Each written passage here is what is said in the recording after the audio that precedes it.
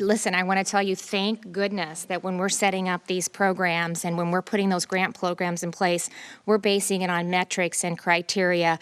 And those programs, before they ever roll out, we take the recommendation from agencies, from Debbie Durham's team, the Department of Revenue, our state economist, the Secretary of Ag, Director Townsend, Kelly Garcia.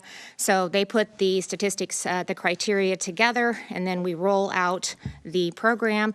And if you qualify, you qualify. So it's that simple. To my knowledge, I verified again this morning, there wasn't one company that requested that we weren't able to meet that request. We were able to work with over 60 companies at a time when we had processing plants shutting down. We had our hog stock backing up. We were looking, based on an Iowa State economist numbers, we were looking at potentially euthanizing over 500,000 market weight hogs. They average anywhere from 250 to 300 pounds.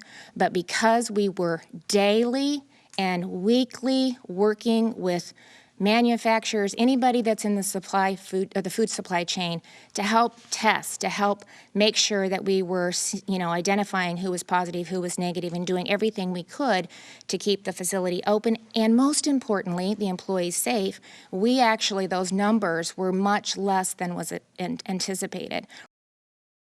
I mean, we have to take a look at what we can do to keep the food supply chain moving and to keep these companies open. It has nothing to do with the other. There's criteria.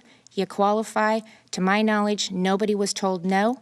And so if you called and wanted to try to facilitate a way to get your employees tested so that you could ensure them that they were working in a safe environment, that's what companies were doing. And we were doing everything that we could to help facilitate that. And I will make no apologies for doing that. None.